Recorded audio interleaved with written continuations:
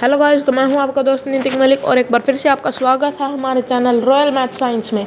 तो दोस्तों, ये है हमारे क्लास 7th के साइंस के चैप्टर 1 का वीडियो नंबर 2 और इस वीडियो में हम पढ़ने वाले हैं photosynthesis food making process in plants. तो चलिए स्टार्ट करते हैं दोस्तों। Leaves are the food factories of plants. तो जैसे ही दोस्तों ऊपर पूछा गया था कि what are the food factories of plants, तो यहाँ पर आंसर है दोस्तों, leaves are the food factories of plant. Therefore all the raw material must reach the leaf. इसीलिए दोस्तों जो भी रॉ मटेरियल होता है वो लीफ तक पहुँचता है। Water and minerals present in soil are absorbed by roots and transported to the leaves. और दोस्तों जो वाटर है, मिनरल है, वो जो मिट्टी में प्रेजेंट होते हैं, मिट्टी के अंदर होते हैं, वो रूट्स अंदर ले लेते हैं और लीव्स तक पहुंचा देते हैं। एंड दोस्तों carbon dioxide from the air is taken. और दोस्तों जो कार्बन डाइऑक्साइड है वो प्लांट्स हवा से ले लेते हैं through the tiny pores present in surface of leaves. दोस्तों कार्बन डाइऑक्साइड स्टोमाटा के थ्रू लेते हैं। Stomata are the tiny pores present on the surface of leaf. देखो दोस्तों, ये है स्टोमाटा का स्ट्रक्चर। दोस्तों ये लीफ है, लीफ का एक छोटा सा पार्ट दिखा है दोस्तों, और उसके अंदर ये छोटे छोटे छेद होते हैं। हमें ये दिखाई नहीं देते हैं दोस्तों। इसके द्वारा ये ऑक्सीजन छोड़ते हैं और कार्बन डाइऑक्साइड ले लेते हैं। तो दोस्तों आगे पढ़ते हैं। Water and minerals are transported to the leaves by the vessels which run like pipe throughout the root. और दोस्तों water and minerals are transported to the leaves. जो वाटर और मिनरल्स होते हैं हमारे, वो लीव्स तक पहुंचा दिए जाते हैं वेसल्स के द्वारा, जो कि एक पाइप की तरह काम करते हैं। जो ट्री के स्टेम होती है उसके अंदर होते हैं दोस्तों, ये रूट से लीव्स तक पहुंचा देते हैं। The stem, the branches and the leaves, जो थ्रू वो रूट से दोस्तों स्टेम से ब्रांचेस में, ब्रांचेस से वो लीव्स में पहुंचा देते हैं।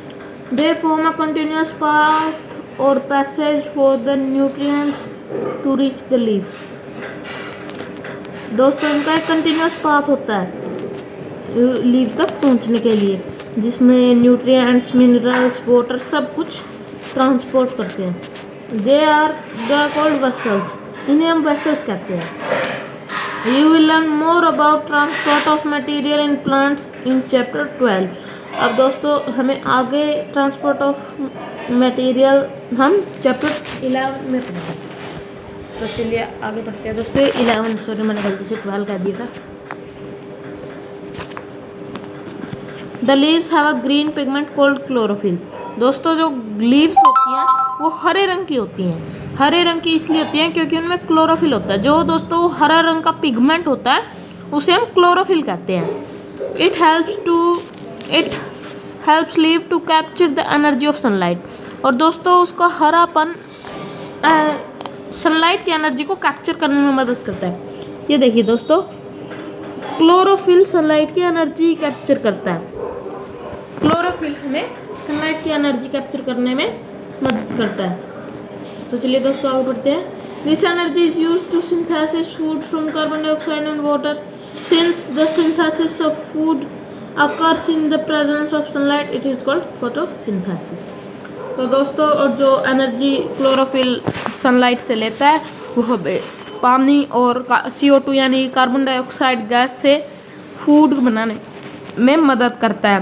तो ये साफ है दोस्तों, वो फोटोसिंथेसिस यानी कि इनका पौधे अपना खाना सनलाइट में ही बना सकते हैं दोस्तों, और इस प्रोसेस को हम कहते हैं फोटोसिंथेसिस।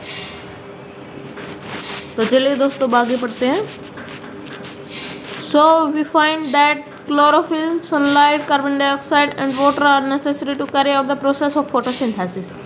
तो दोस्तों हमने ये पढ़ लिया है कि क्लोरोफिल, कार्बन डाइऑक्साइड और सनलाइट और वाटर ये तो बहुत ही ज़्यादा ज़रूरी है फोटोसिंथेसिस प्रोसेस करने के लिए। It is a unique process on the earth. The solar energy is captured bye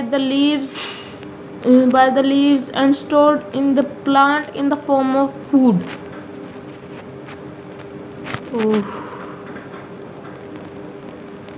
it is a unique process in the on the earth. दोस्तों ये जो पृथ्वी है इस पे बहुत यूनिक प्रोसेस है। ये यूनिक तो आप समझते ही होंगे, सबसे अलग प्रोसेस है, क्योंकि कोई भी जीव जंतु अपना खाना खुद नहीं बनाता सिवाय ग्रीन प्लांट्स के। The solar energy is captured by the leaves stored in the plants to form the food in the form of food. तो दोस्तों जो एनर्जी यानी कि जैसे कि यहाँ देख रहे थे हम, जो ये सोलर एनर्जी प्लांट्स में आई है वो फूड के तौर पर कैप्चर हो जाती है। फूड एक किस्म से फूड हो जाता है वो प्लांट्स का। जैसे कि हमारे लिए ग्रेन्स ज़रूरी होते हैं, उनके लिए सनलाइट ज़रूरी होती है। The sun is the ultimate source of energy to all living organisms.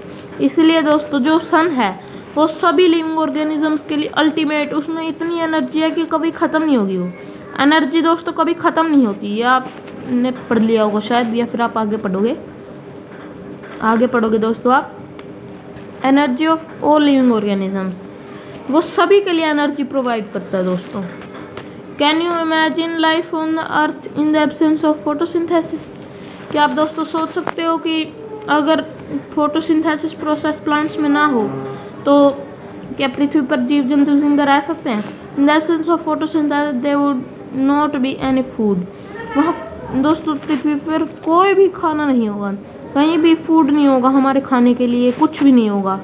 The survival of all most living organism directly और indirectly depends upon the food made by plants. दोस्तों सभी जीव जंतुओं का जो खाना है वो डायरेक्टली या फिर इनडायरेक्टली हमें प्लांट्स से ही मिलता है। Besides oxygen which is essential for survival of all organisms is produced during photosynthesis.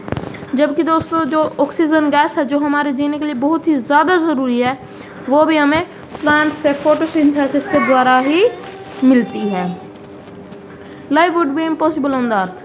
तो दोस्तों अगर फोटोसिंथेसिस प्रोसेस ना हो तो लाइफ पृथ्वी पर पॉसिबल नहीं है। During photosynthesis chlorophyll containing cells of leaves in the presence of sunlight use carbon dioxide water to synthesis carbohydrates. The process can be represented in the equation. During photosynthesis chlorophyll containing cells of leaves, दोस्तों photosynthesis के दौरान जो chlorophyll sales होती हैं, जिन sales के अंदर chlorophyll होता है, इन द प्रेजेंस ऑफ सनलाइट, जब सनलाइट की प्रेजेंस में वो वाटर और कार्बन डाइऑक्साइड को यूज़ करते हैं कार्बोहाइड्रेट्स में बदलने के लिए, यानी कि उनके खाने में बदलने के लिए वो अपना खाना बनाते हैं। The process can be represented in the equation. ये देखिए दोस्तों, carbon dioxide plus water in the presence of sunlight plus chlorophyll हमें क्या देता है? Carbohydrate and oxygen. हमें नहीं दोस्तों, प्लांट्स को। तो चलिए अब हम आगे पढ़ते हैं।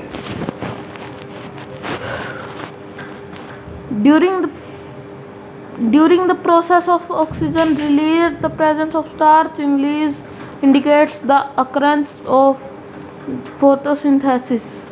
Starch is also carbohydrate.